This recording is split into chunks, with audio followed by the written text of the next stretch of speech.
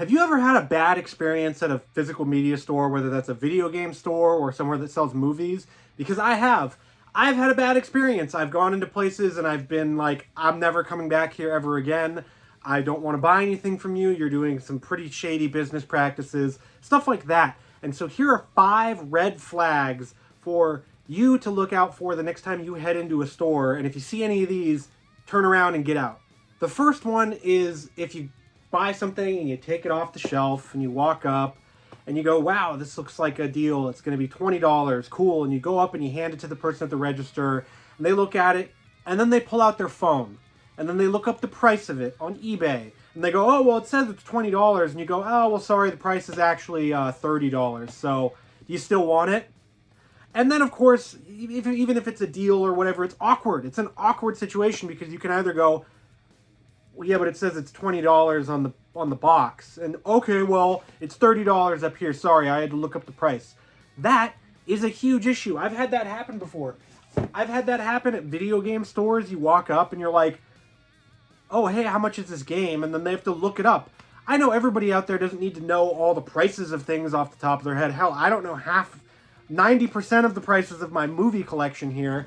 But it's kind of scummy if you have a price on the game or the movie and then you look it up and it's more expensive and it's like, what's the point? You know, like, okay, cool. A customer gets a deal. Like, that's such a horrible thing. If I got a deal at a store, guess what? I'm more likely to go back. If I have a good experience with people who are knowledgeable and who know what they're talking about and who are interesting and fun and fair on pricing, I'm going to go back to that place. I'm going to refer it to you guys. I'm going to refer it to my friends, whoever. But changing the price at the register, that is scummy as all hell. The second red flag that you have to look for is places that are charging full price or almost full price or not like half price or like really discounted for just a disc. This is something I own because I got the Commando Blu-ray. I got it from a friend who got the DVD combo pack with this, and they said, here, you can have the Blu-ray. I don't give a crap about it.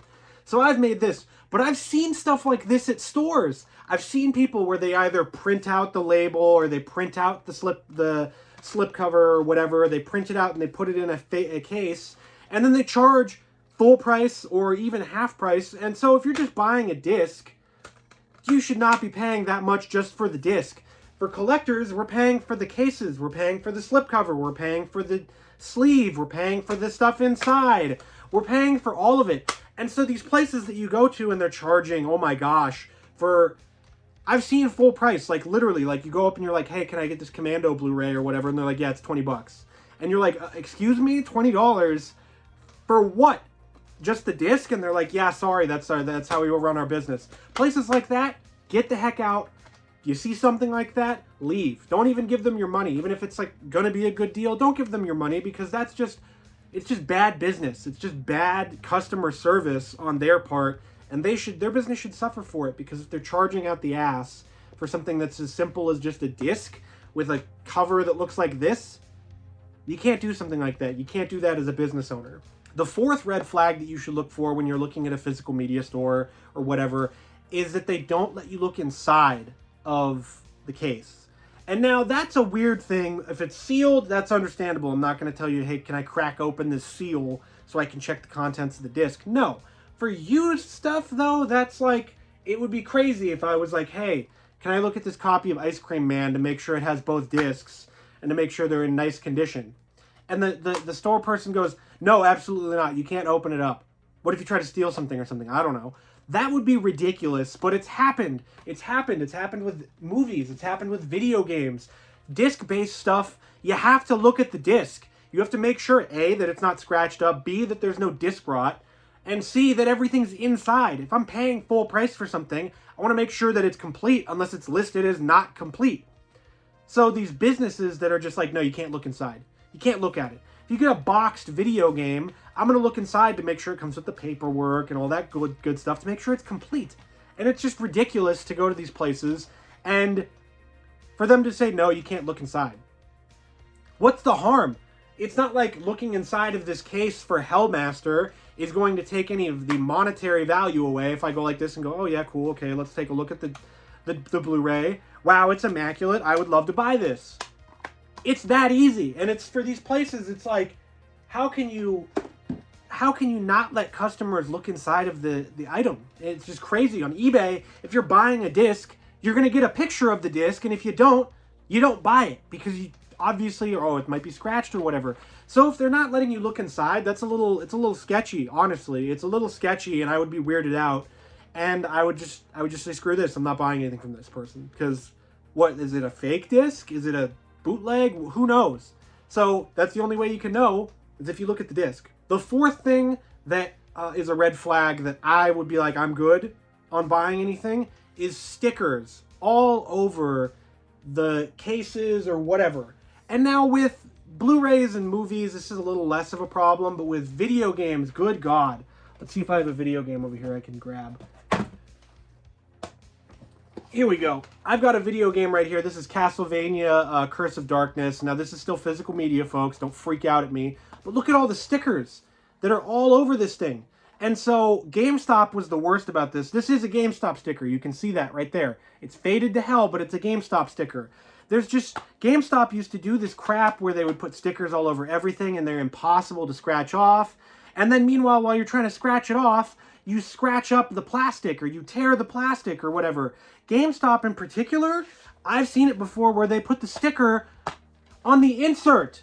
They put a sticker on the insert. They put a stupid used sticker on it. They put them all over the place. What is this doing? Just so the person that's at the front can go, oh, well, I've got to scan this one, got to scan that one, and I got to scan that one. What? Why are there stickers all over it? Why are you plastering these things? Or just, I've seen places, an easier way to do it is to get a dry erase marker. You can erase it really easily. You can do whatever. Or even better than a dry erase marker, there's stuff that's a step up from a dry erase marker that's not quite a Sharpie writing on it, but I have seen that before. I've seen bastards write with Sharpie on cases. Well, you got to throw the case away and get a new one. That's the case. That's awful. Putting stickers all over everything, it just ruins it. They put I've seen stickers on the slipcover. I've seen stickers all over things. I've seen stickers on discs. Yes. I've seen stickers on discs. It's ridiculous. The last red flag, the fifth one, the biggest one that I've seen in places that are the biggest blaring red flag you can imagine is that there's no prices on anything. That is the biggest thing, because that is, oh, I'm going to look it up when I get it. I'm not going to put in the effort to go around and price my items. I'm not going to do anything. And that's just a big lazy thing from a business. And I get it. It's impossible almost to be like, oh, cool. We've got stickers on everything. We got to go around and reprice things. Well, for movies, the prices don't change all that much. You know, you might get something like this box set up here. This box set's going to be expensive no matter what sticker you put on it.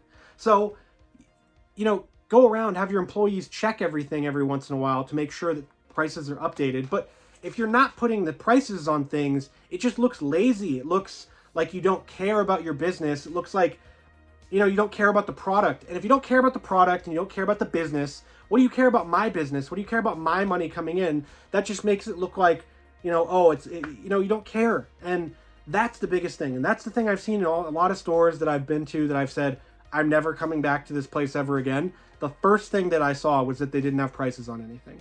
That is always the key. It's always the first thing you see, and then everything else after that you go, oh, they're a bad business. Oh, they're, you know, shady, or oh, they've got bad inventory or whatever. So that's the kind of thing that you notice when you first notice, oh, they don't have prices on anything.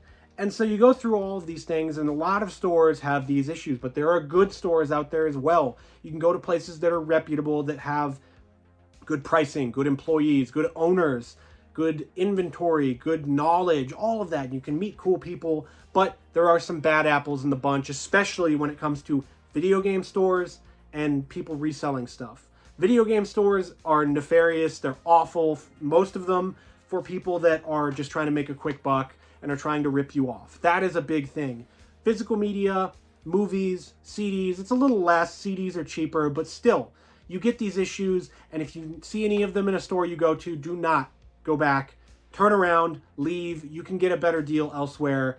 What are some of the biggest red flags you've seen of stores? Have you had some bad experiences buying physical media? Let me know in the comments, and let me know what you think of this video. Make sure to like, comment, subscribe, and do all that YouTube stuff. And if you like this video, make sure to check this one out right here, because it'll give you a lot of tips on how to save money on your physical media collection.